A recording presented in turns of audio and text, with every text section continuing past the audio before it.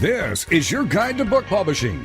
Everything you want to know but didn't know what to ask with your host, Dr. Judith Briles. On the show today, you'll find out where book publishing is going and how to take advantage of it.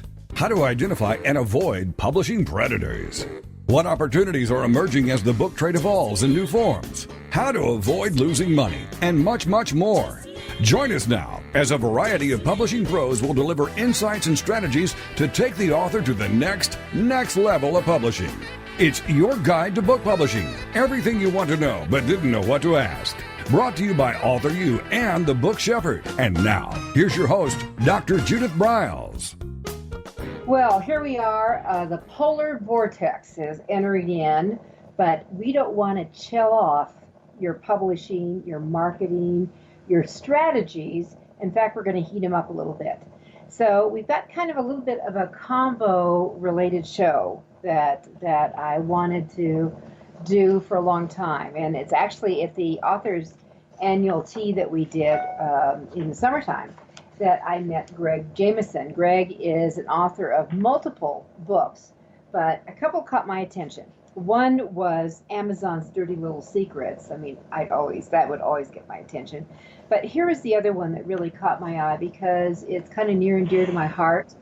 And as I was going through both of his books, is that it is so critical. And as someone who really made her living with her words that she wrote and the words that flew out of my mouth, that I used a lot of visuals, and that was with PowerPoint. And that one of the things in PowerPoint presentations is most of them, we often refer to them as PowerPoint by death, and that there are tricks and tips to both of these areas of Amazon, as well as doing presentations and using visuals, that Greg Jameson is really quite good at revealing and sharing. So let me introduce Greg to all of you. You haven't met him before, and he's really been at the forefront of digital commerce for over 30 years, 3 decades. So there's been a lot of evolution, and we'll get into that with web development, e-commerce. And if you're not tuned in to the phrase of e-commerce, you better integrate it immediately, because that's where marketing is today for authors. He's got a history of bringing the technical, leadership, communication skills to huge organizations like Chase, Ball Aerospace, and the Los Alamos Labs. So it's all over the place. He's president of Web Stores Limited, and he focuses his expertise for both established and emerging businesses, and that's what we all authors are. We're emerging businesses that will lead a profitable web store presence. That means the little tab on your website that should say store or something like that, and Greg will guide us on what I think the appropriate phraseology for today's hook is, that we will really be able to monetize what we're doing. He's referred to as Internet Pioneer and as the author of a best-selling book, Amazon's Dirty Little Secrets, Growing Your Online Sales. We're going to just jump right into this and get into it. So, Greg, welcome to Author You, your guide to book publishing. Thanks, Judith. It's great to be here. You're making me sound like I've been around for a really long time, like I'm old, with lots of experience. Hey, as you know, for our listeners, Greg was also an Inc. 500 award-winning entrepreneur, and he was one of the Colorado Small Business of the Year.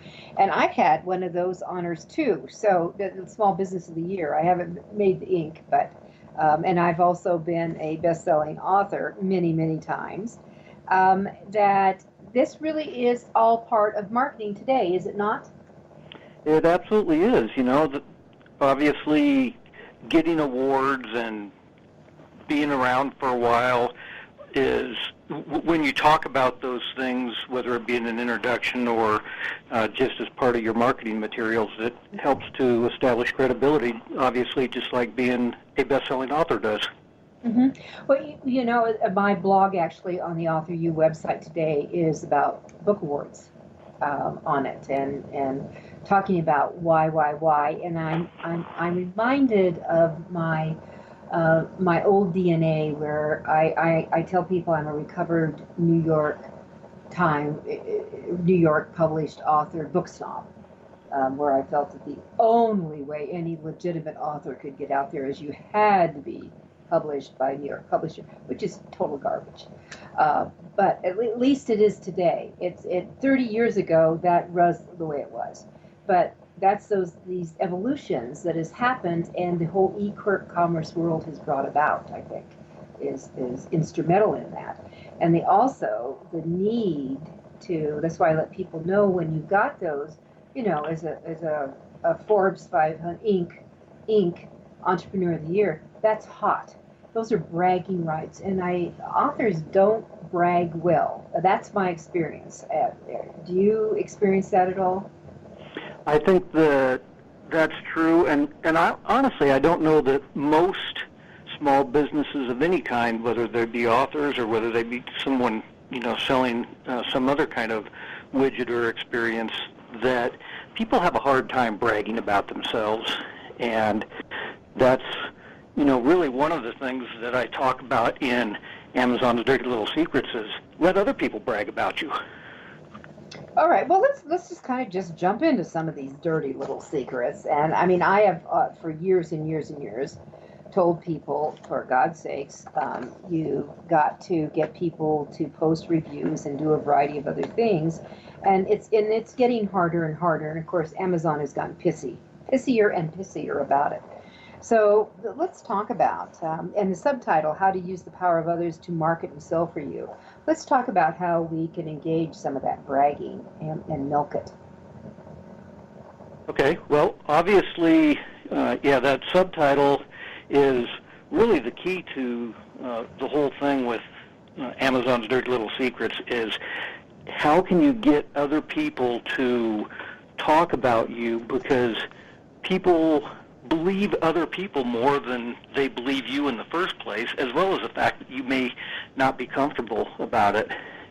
It was actually, I had this really interesting experience yesterday. I was at Costco buying some wine with my wife, and she is sitting there looking at some wine, and this total stranger comes up and basically says, I've had some of this before, and it's really good.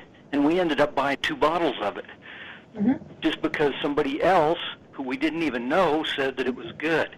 And that's the kind of thing that you need to really try to get through with your marketing, is letting other people say nice things about you, because it makes a huge difference. It does. And to learn to ask for it. To learn to ask for it. And we don't do that well. We don't. And right now, here we're in the middle of one of the biggest spending seasons of the year, where people are gifting, that why not reach out to your fans and friends and followers and literally say, if you loved my book, if you pulled one nugget that made a difference, would you, as a gift to me, share it with your friends? Yeah, and can you imagine how powerful that is when, someone else then says, hey, I read this book by so-and-so, and it had this great piece of advice in there for me that really resonated with me, and I think that you would benefit from it as well. Just that one little simple statement could end up selling, multiple copies of the book, because that will have a trickle-down effect. When people are looking for it. And I often do an annual recommended list, and you just really goose me to put together a blog for the Book Shepherd for next week of books that I've loved and I recommend, and to add to your holiday gift. Just with a click, you can have it. If you're on Prime, you can have it in 2 days, and then give another tip on how to wrap it, which I love to do too. But But those are the things that I think that we all should be doing for each other. All right, so let's jump into some of these things that, you wrote the Dirty Little Secrets book, Amazon's Dirty Little Secrets, about 2 years ago. So a lot has changed and yet it has remained on the multiple bestseller lists all the day. Now, I think number one, your title rocks. Would you not agree? I mean, it's a great title. The title has made a huge difference.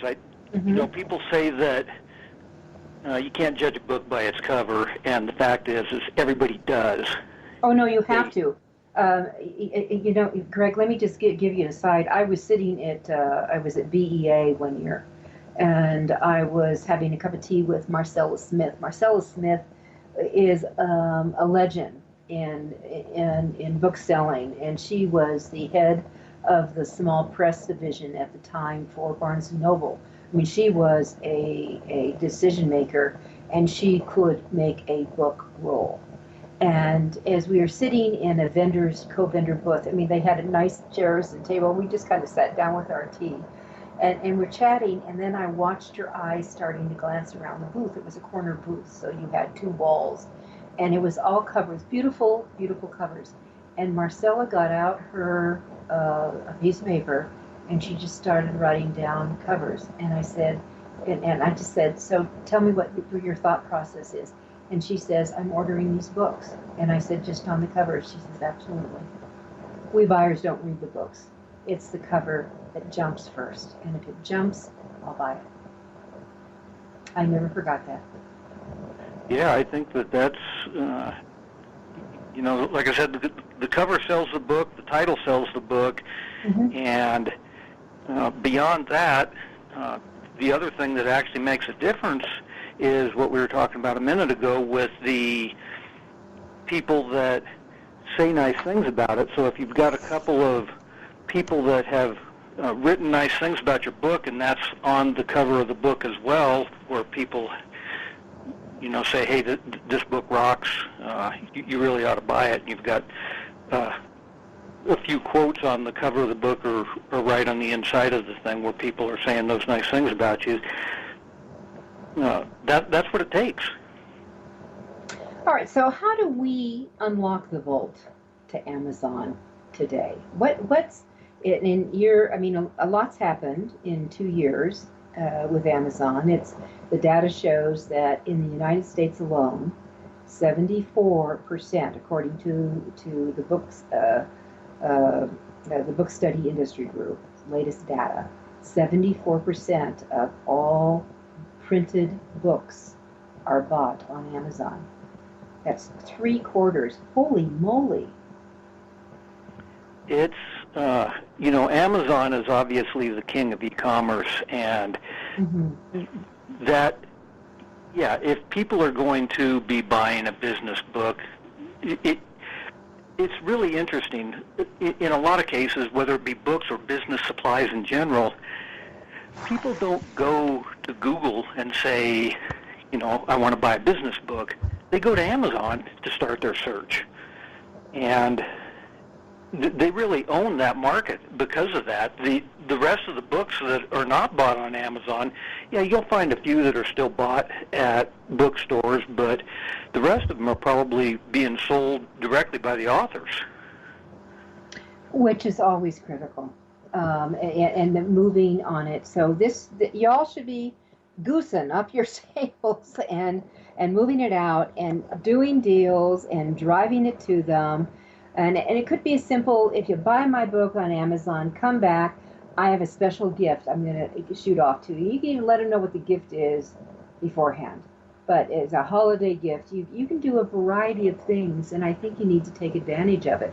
Or if you've got an ebook right now up there, and maybe you're selling it for $4.99, why don't you drop it to free right now? And make sure that you click that you're in the Matchbook program, and you can come back to that. I'll tap onto that as soon as we come back from our first break. But we're with Greg Jameson, and we're talking about Amazon's dirty little secrets. This is your guide to book publishing. Everything you want to know but didn't know what to ask. With your host, Dr. Judith Briles. And we'll be right back with more great information right after these.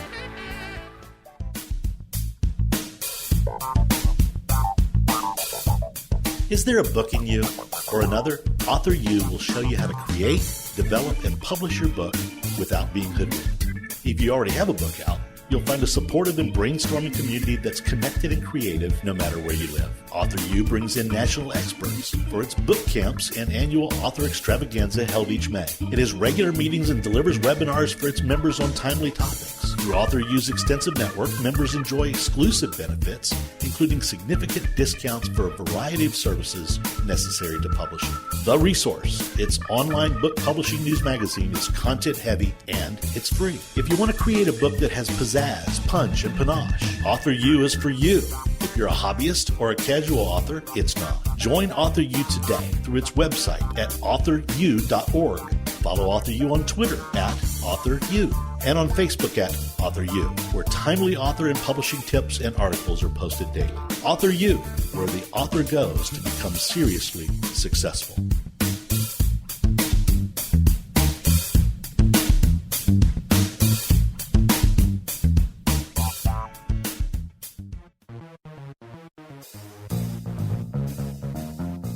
Every picture tells a story, and it's a truism that people do judge a book by its cover. Nick Sellinger and NZ Graphics have been in the business of producing superior graphic cover design and interior layout for self-published authors, independent and traditional publishers for years. He has developed a reputation for excellent work, fast turnarounds, and best of all, affordable pricing. NZ Graphics also produces ebooks and book marketing materials such as posters, sell sheets, postcards, bookmarks, business cards, logos, and more. Books designed for his clients have won multiple book awards, including Best Book Award by U.S. Book News, multiple Evie Awards from the Colorado Independent Publishers Association, Indie Book Awards, the San Francisco Book Festival Award, and Freedom Medal Award from Valley Forge. Visit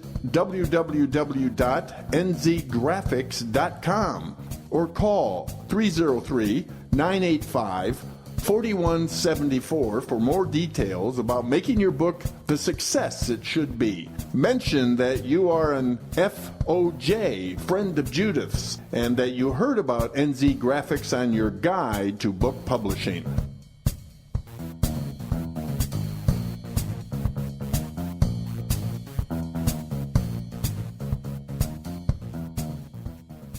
One of the most important decisions you will ever make is your choice for printing your book. You are choosing a company which will be responsible for guiding you through the process and printing your book at a level of quality and detail that embraces your personal and creative needs. You want to choose a company that when your book finally arrives, you are delighted and ready to move on to the next level, and one that is customer focused. Choose King Printing Company and Addy Books to be that company that brings you to the next level. Go to kingprinting.com or call 978-458-2345 and ask for Tom Campbell. Welcome back to your guide to book publishing. Everything you want to know but didn't know what to ask. If you want to write and publish a book, if you want to be successful as an author, your guide to book publishing, everything you want to know but didn't know what to ask, is for you. Stay tuned and you'll hear about statistics, scenarios, and strategies on what to do now to get you published. So let's get back to the show. And here again is your host, Dr. Judith Briles. All right, so I was just kissing on doing a bonus gift. So Greg Jameson, our expert with Amazon's 50 Learned Secrets, was saying you've got to be driving people to Amazon. We're during holiday time. Why not you give them a little bit bonus? So if you've got an ebook to go with a print book, and make sure that you've clicked that you're in on your KDP Kindle profile, that you're in the Matchbook program. I hope you all are in that.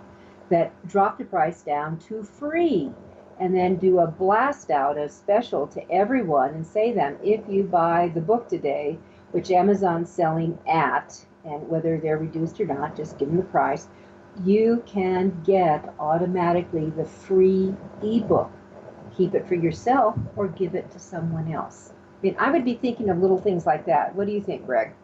I think that it's absolutely critical that you do things like that. You know, the subtitle of the book there about using the power of others to market and sell for you, I actually use that word power as an acronym in the book, and the O stands for offer something for free. as you're talking about there. And the reason why you want to do that, and you might think, how can you build a business based on free? But the reason that you want to do that is the absolute best way to build your list. When people buy your product out there on Amazon, they bought your book, and now you're going to give them something for free, whether it be an ebook or any other type of digital gift that you can give them. Maybe you can give them a physical gift. But you now get their email address as a result of that, and you can build your list up, and then you can start to market all of your other products and services to them. And I think a lot of us know that when we write business books in particular, that we aren't going to make millions of dollars selling our book, but we might make a whole bunch of money selling our expertise through consulting services and whatever else we might have to offer to the people that have bought our books. Yeah, and speaking, certainly I did that. My combined sales with so I've said, that we just we're renovating a whole new house. My God, I'm living in dust. What I want for Christmas is not 2 front teeth. I want no more dust. I want my house back. But this is the deal that the home that we built 19 years ago was the house that Words built, and the home that we have bought and renovated is the house that Words built. So whether it's in writing or speaking, certainly I know collectively between my speaking and my writing over 30 years, the cumulative of $5 million has flowed through during that. You can make a living with your words. You just have to be strategic and smart about it. I mean that's what we're talking about. Greg, you mentioned power. Let's go through what your power acronym means very quickly. Okay. Well, the P stands for plenty of traffic. And so in the book I talk about the different ways that Amazon drives traffic to their website and how you can kind of emulate those things to drive traffic to your website. The O, as I mentioned, is to offer something for free. And people might think, what does Amazon offer for free? And it turns out they have a whole bunch of things that they offer, including things like the Kindle reader for your PC so that you can basically read ebooks on your laptop. And obviously the reason that they do that is they want to sell more ebooks. But then the W is to win their trust. We all know that people like to buy things from people that they know, like, and trust, and people trust Amazon, and I talk about ways that you can build trust with your customers. The E is an engaging experience, and how your website needs to have an engaging experience so that people stick around and actually look at what you have to offer. And then the R is to actually request an action. So often I think that as authors in particular, we are hesitant to ask people to take an action and to buy something from us. And that's what I talk about in there, is how you can do that digitally in particular so that people will actually buy your products. Well, I love all this. So why don't we just start at the top of the P and let's go through that. So Amazon, what you want is plenty of traffic, and you talked about there are multiple ways that Amazon does that. How about highlighting a few of those? Well, the way that Amazon has been the real master of this all along is still utilizing other people to drive traffic to their website. They were a pioneer of running affiliate programs where people that might have a particular topic about their website wanted to sell products related to that, and they couldn't really afford to, be a full-blown retailer, take stock of product and so forth. So Amazon said, hey, you drive traffic to our website, and we'll pay you a commission on those things. It's interesting that to this day, 50% of Amazon sales are still the result of affiliates sending traffic to their website. And so creating affiliates for your business and getting other people to basically be the salesperson for you to drive traffic to your website can be a really huge thing. Now, of course, Amazon also does a whole bunch of other things to drive traffic to their website in terms of doing digital ads, which is surprisingly affordable for almost anybody today, as well as going through the things, with search engine optimization and so forth, too, to make sure that people are looking for a particular thing that they end up on your website. Mm-hmm. Okay. And so I love the idea of people understanding the driving of it. So talk about the affiliate area, because there are some sources, and I know I've been digging them up, that you can really tap in to start gathering affiliates that you don't have to pay an arm and a leg. Have you been doing any research on that? One of the things that's interesting about affiliates is that you don't necessarily have to have a bunch of them. You just need to have some good ones. Mm-hmm. And I actually had a customer that was selling a food product. It was like a power bar type of thing, where an energy bar, and they were selling, a few here and there type thing. And I talked them into saying, hey, you really need to go out and find some affiliates. Well, they ended up getting this one affiliate that had like 500,000 viewers on their blog.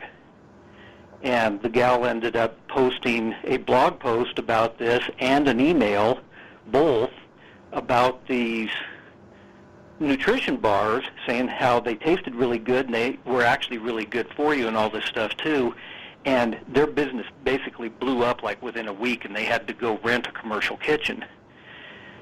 So that's what an affiliate can do for you. And there's lots of ways to find these affiliates, and it turns out the best way is to just start letting people know that you have an affiliate program and you're looking for someone that can promote your products for you. So these could be things that these are kind of setups that we could start thinking about year-end and starting 2017, because this is a good planning time to really get going, so when you can make decisions of where you want to go and really roll out for the new year. So I love that idea.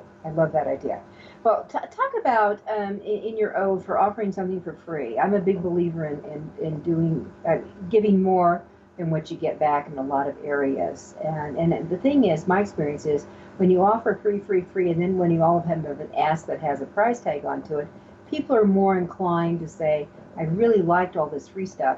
I think I'll jump in on this next one. Am I wrong in my thinking? No, that's absolutely the case. And, when I first got involved in offering something for free, it was really an accident on my part. I had been involved in the Boy Scouts for like 25 years. I was a scoutmaster, and every year we would train the new boys that were going to lead the troop for the next year, and they would go through this day-long junior leader training course. Well, at the end of that course, I decided that I wanted to give all of the kids that had gone through that a certificate saying that they had completed the course. Mm-hmm. So being kind of the propeller head that I am, I thought, I really only want to make this certificate one time and then just add their names to it and print it out. So I created a little program that did that.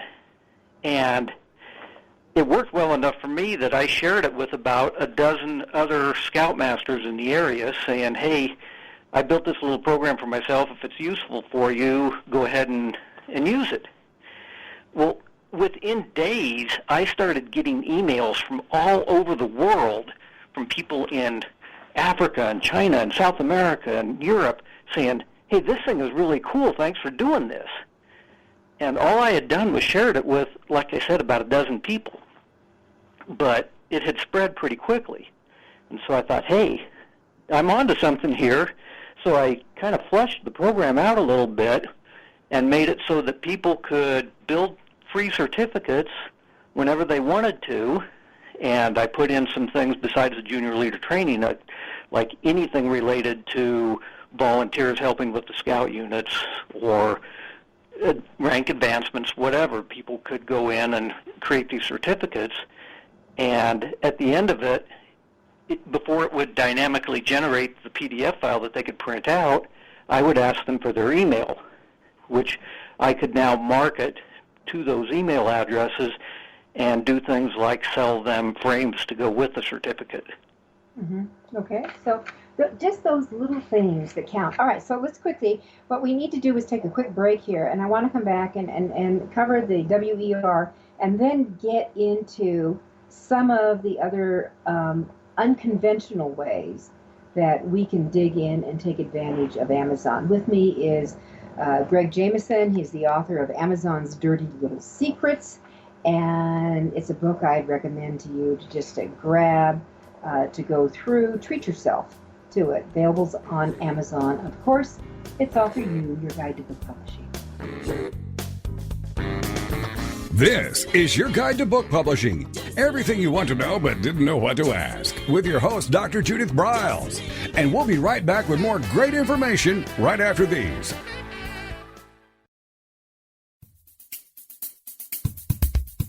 Since 1987, Color House Graphics has set the standard for quality book production.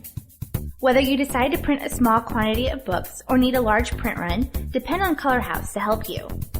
You'll receive professional help and advice the moment you reach one of our representatives. If you mention hearing about us on your guide to book publishing with Judith Briles, we will provide you with a discount on the first order you place. To speak with a project manager, call us toll-free at 800-454-1916 or visit us at www.colorhousegraphics.com.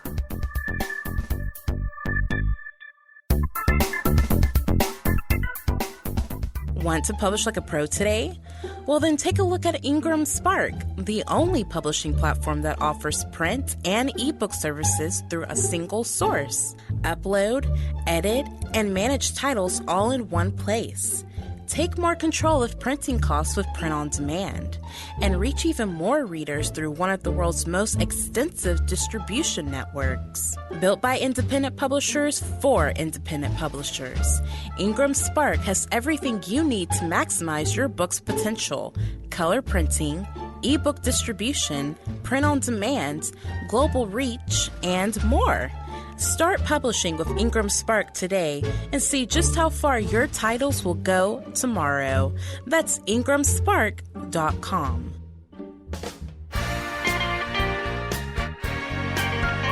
Welcome back to your guide to book publishing. Everything you want to know but didn't know what to ask. Coming up, you'll hear more about statistics, scenarios, and strategies on what to do now to get you published. So let's get back to the show. And here again is your host, Dr. Judith Briles. All right, so with me is Greg Jameson. We're talking about some things that you can do, some tips and tricks to engage, to offer free things, to really pick up the traffic, to move people into using Amazon, since it is now selling basically 3/4 of all printed books and just under 70% of ebooks in the United States. Outside of the United States, as the data goes, 55% of book sales now go through Amazon.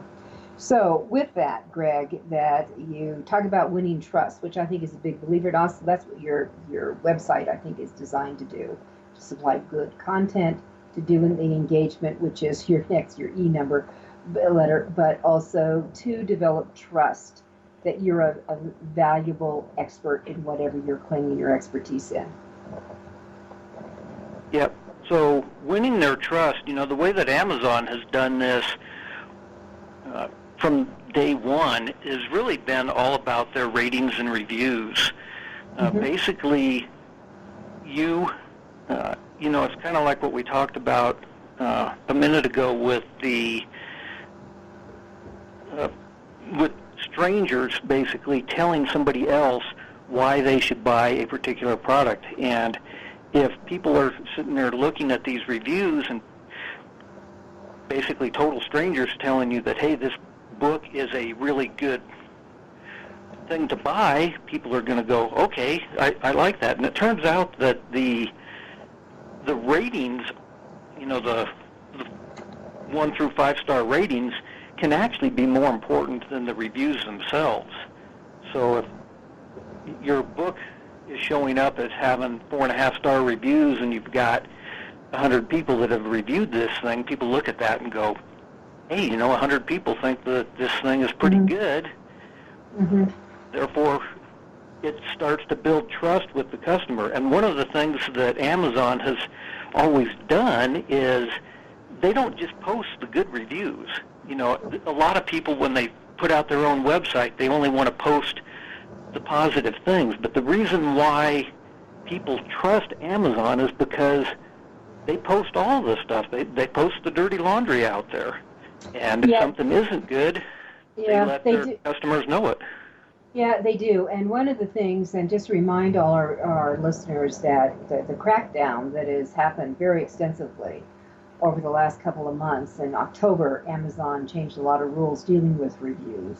And the robots have been yanking right and left because of complaints. Because of people who had gone to India, which was a primary example, through companies like Fiverr, and paid a few bucks to get phony reviews. And people were buying them on these star ratings, as Greg is talking about. And they've been buying them, and then they write back to Amazon saying, this book is crap. And they got too many of them, so that anything, they're looking so closely at the ISPs, where orders are coming from, reviews are coming, and I think they have gone all the way over to the extreme now, and they are battling everybody. So I encourage all of you to pay attention and read what Amazon's guidelines are for reviews.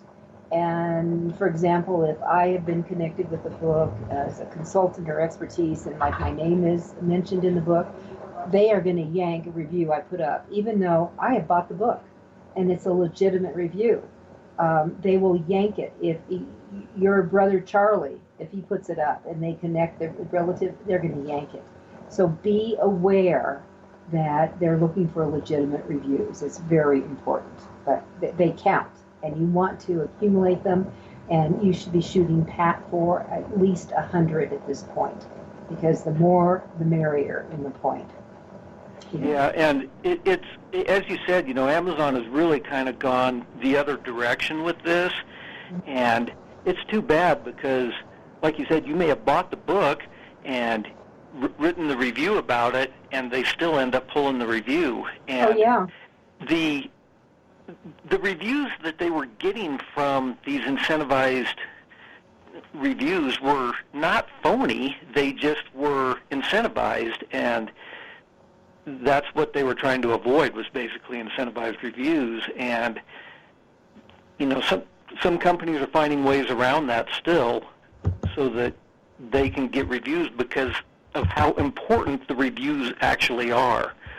So if you're going to try to get the reviews and tell people through your social media and stuff, hey, buy my book and then go review it on Amazon and stuff, and if you do that, then send me an email and I'll give you a free gift or whatever.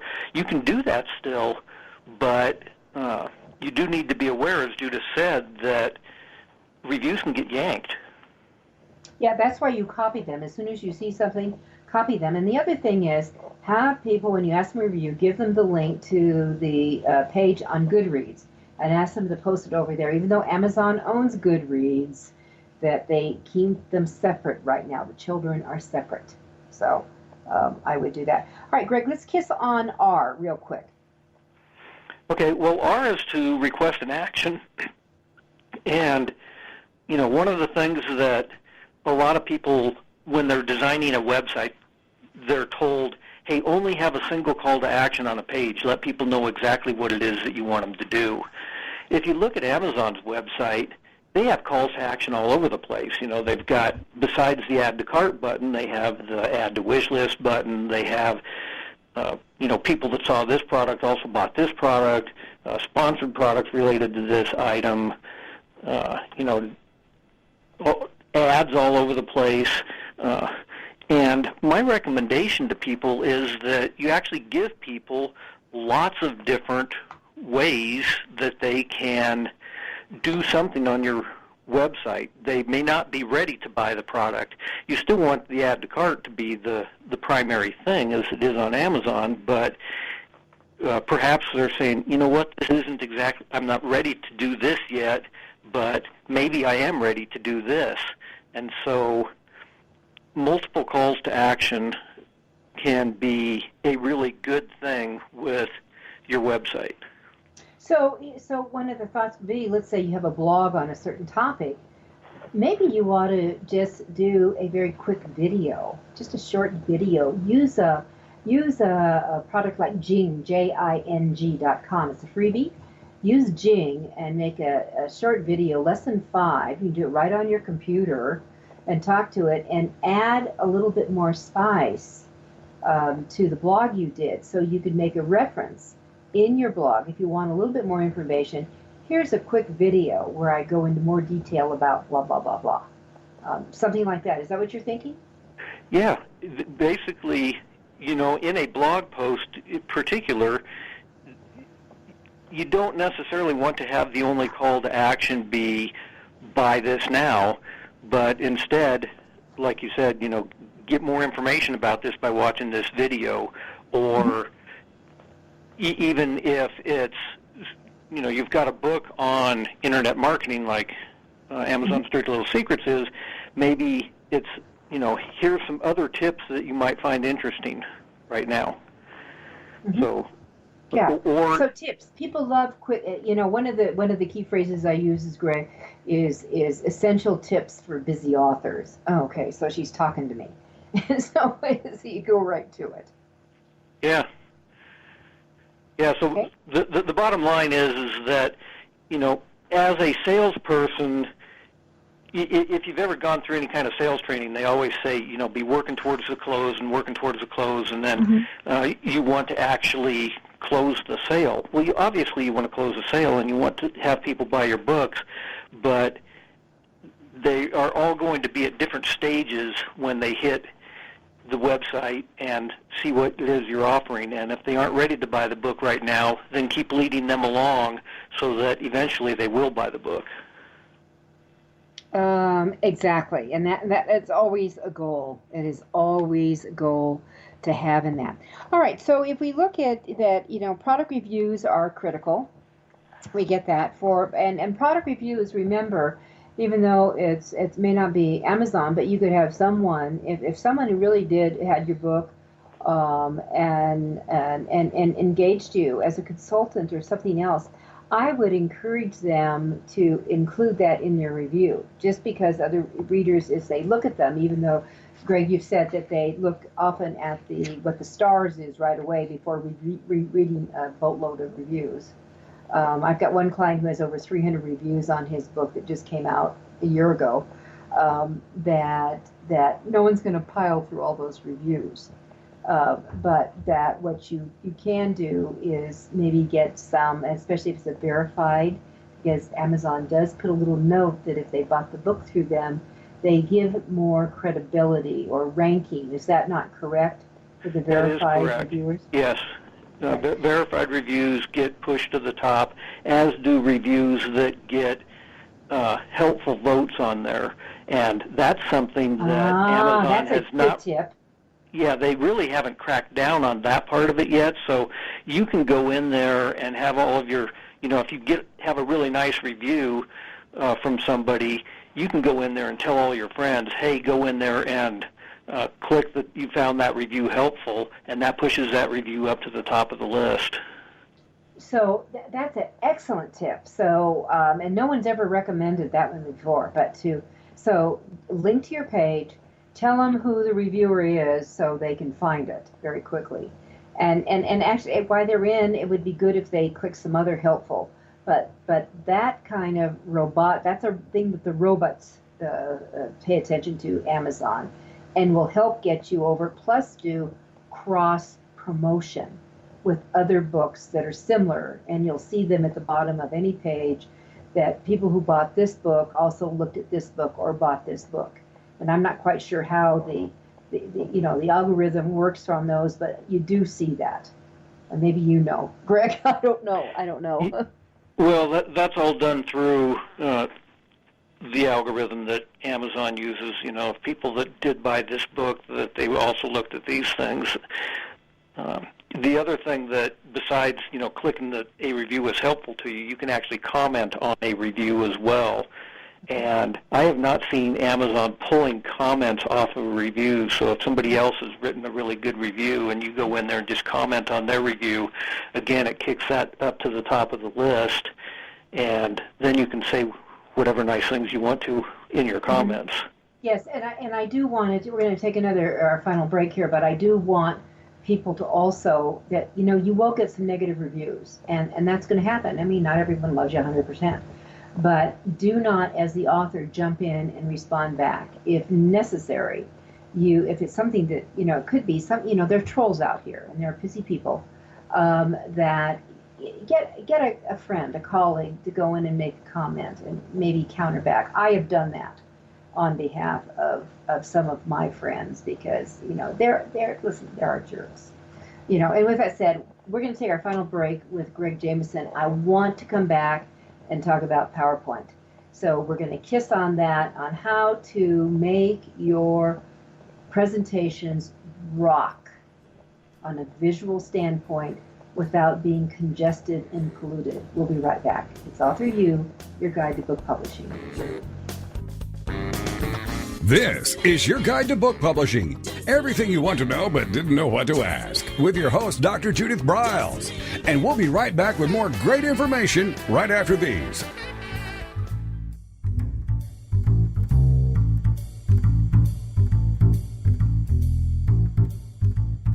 The book shepherding concept is simple. The publishing world is changing, and so must you. You need an experienced shepherd and a guide to partner with you as you create, strategize, develop, publish, and achieve your publishing goals. You can't do it alone without paying the price. You can spend your money creating a book that turns out to be so-so, or you can create a book that looks and feels classy, builds your brand, and is a financial success, a bestseller. It's your choice. You choose. You need the book shepherd. Publishing is riddled with obstacles, sometimes nightmares for the author. You don't need problems, you want solutions. Dr. Judith Briles will shepherd you through the maze and the chaos. At times, she's had to step in and rescue a book that has been sabotaged by a publisher or by a publishing service provider or sometimes even the author themselves. Judith Briles is the book shepherd if you want to create a book with no regrets.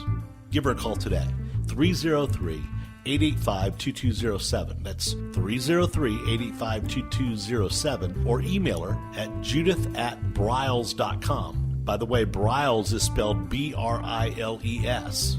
Follow Judith on Twitter at My Book Shepherd and on Facebook at The Book Shepherd.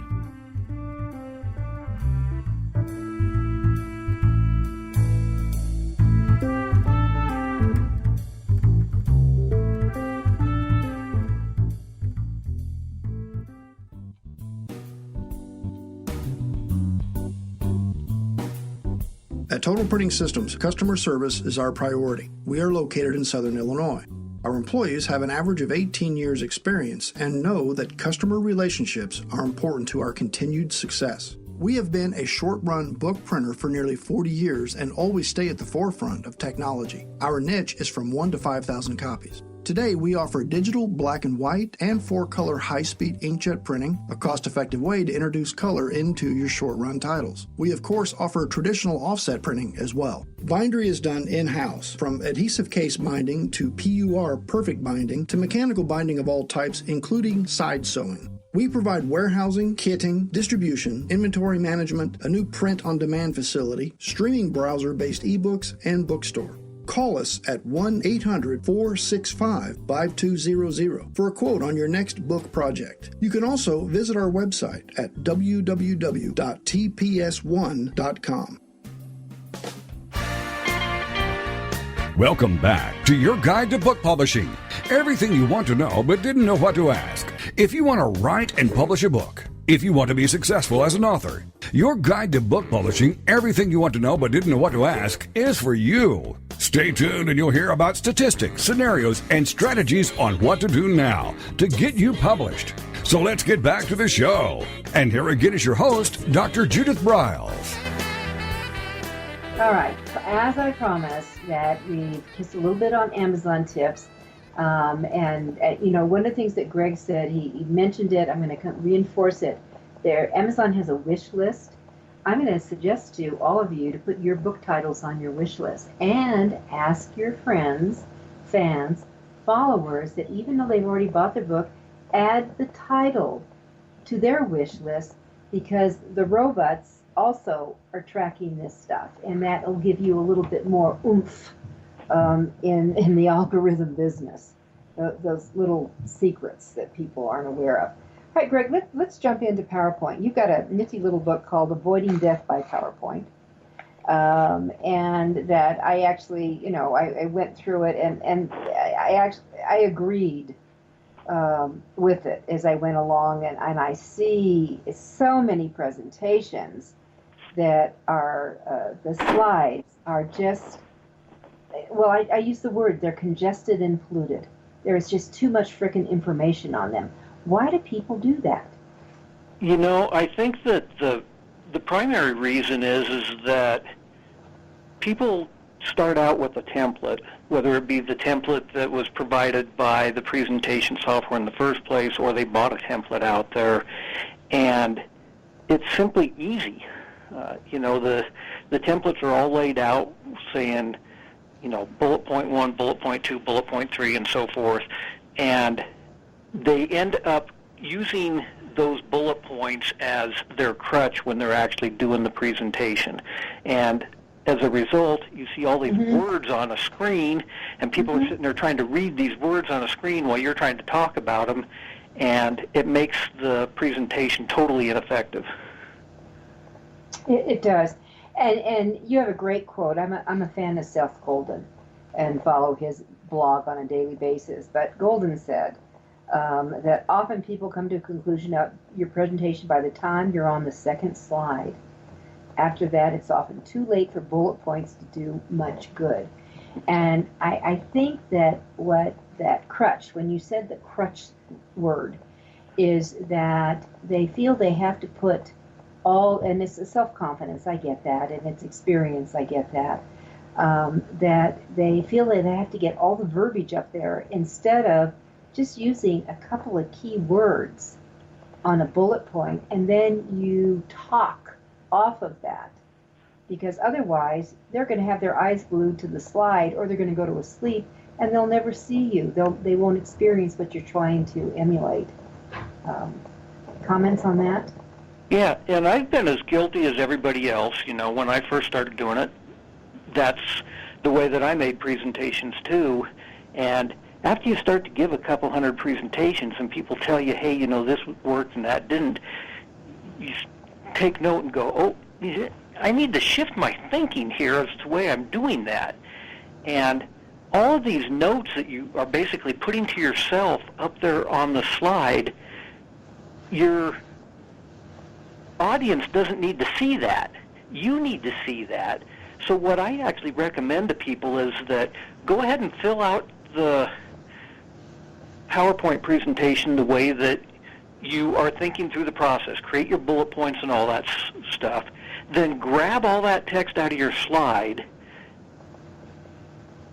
and copy it and paste it into the notes section of the presentation, and then stick a picture up there instead.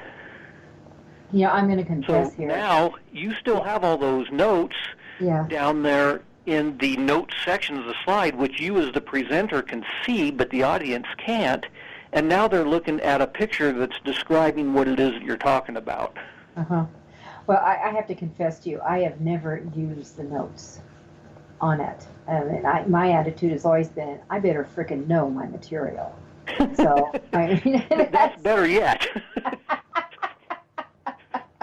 All right, so I think you've got some really great examples in here. And one of them is that each slide should really be an image. And sometimes you don't need any words. You just need an image on a slide. And then you talk off of that. Is that not correct? That's absolutely correct. And, people respond to visual stimulation, and images in particular.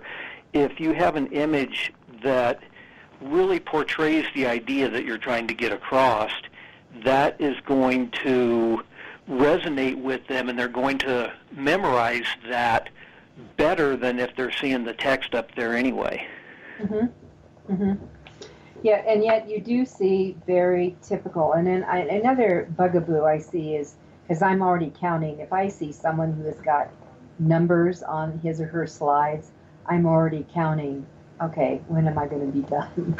So I would not put numbers on your slides.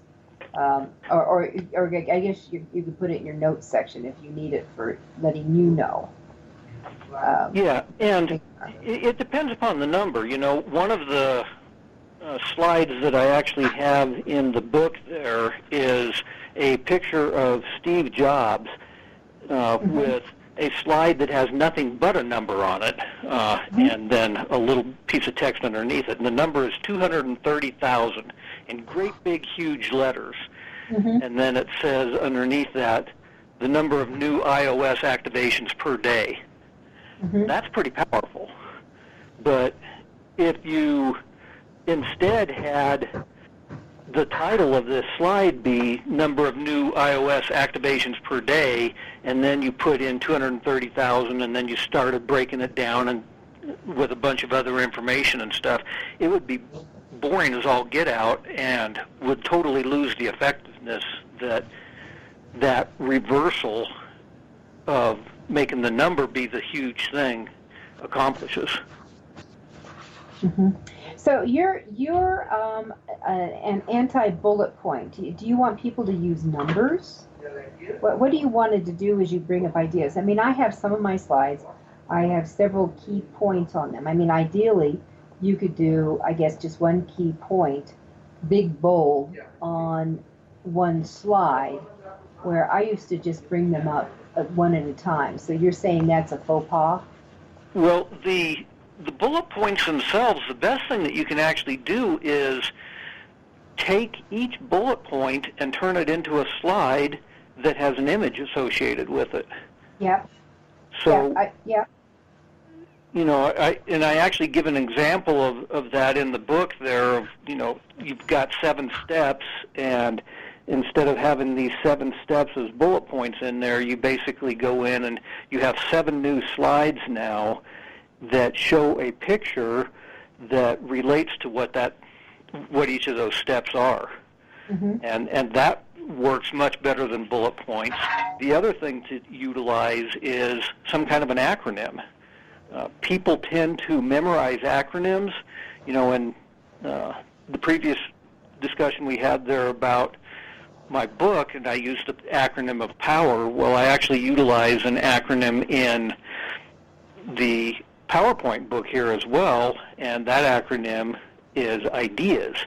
And each letter in the word IDEAS then ends up standing for something as well, and people, like I said, they memorize acronyms better than they memorize bullet points.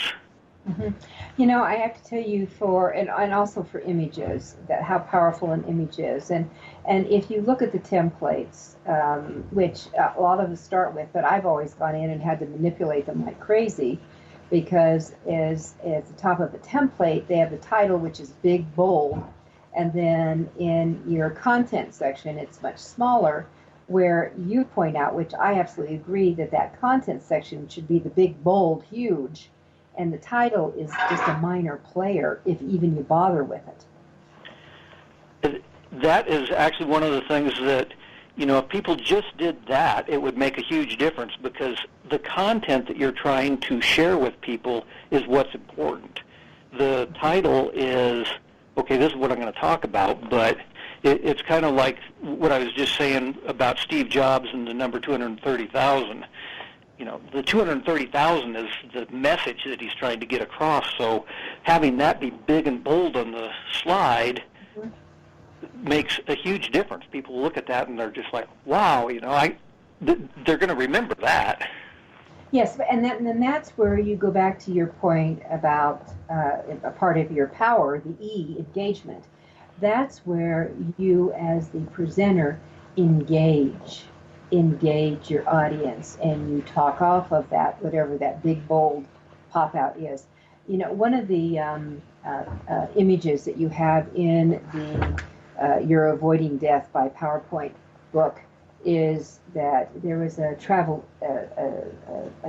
image from the state of Michigan, and it just has a sensational sunset over the water, and I'm such a water geek, and it just says "Catch the Late Show." That's the script that goes across on top of the picture, and your eyes fall into that, and you're going, oh yeah.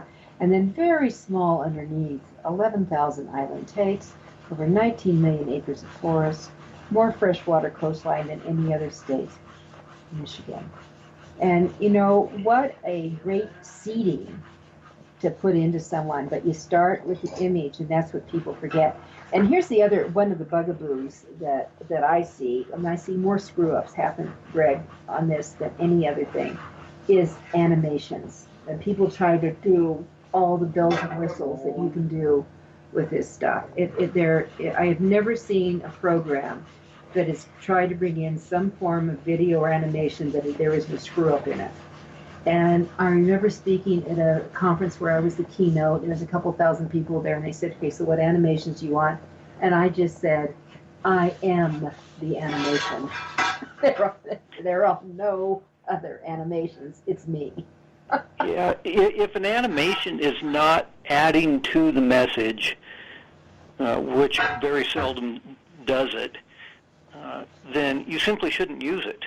It's kind of like the designers of the programs have put all this stuff in there, including 1,001 different fonts that you can use and 1,001 different animations and stuff. Just because it's there doesn't mean that you should use it. And it's there because the program designer is trying to make it applicable to a wide range of situations. And you only have one situation in the particular presentation that you're giving, and therefore you only need one font, and you only need one transition between slides. And that's what you need to understand. And I could go through a boatload of slides because I do have a lot of those one images at one thing, and I talk off of them. And so a lot of people who maybe just have 10 slides, I can go through 40 slides very fast because I'm showing images and bringing them along. I mean, different techniques, but the bottom line is don't kill your audiences with PowerPoint.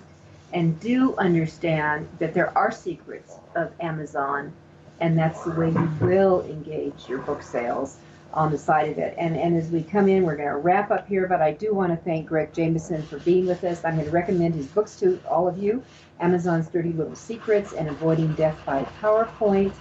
And Greg, thank you so much for being on Offer You, Your Guide to Book Publishing. Thanks, Judith, for having me. It has been an absolute joy talking to you today, and I've had a lot of fun. Good. Welcome. All right, everyone. Have a grand week. Stay warm. It's cold out there over the weekend. Let's stay in and listen to many of our podcasts that we have been doing because they're all designed for your author success.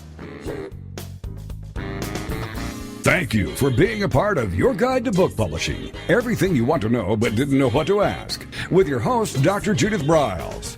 Each week, a variety of publishing pros will deliver insights and strategies to take you, the author, to the next level. You'll learn tips and secrets on how to create, strategize, develop, publish, and achieve book publishing success by making one very simple change in your book's journey. How to avoid the publishing predators. How to create an author and book platform that rocks. Learn how to make a living with your words and your books. Learn how to publish a book that has no regrets, and so much more. For more information, check out AuthorU.org, where authors who want to be seriously successful go. And Judith's website, thebookshepherd.com. Then join us again here next week for more. It's Your Guide to Book Publishing. Everything you want to know but didn't know what to ask. With your host, Dr. Judith Briles.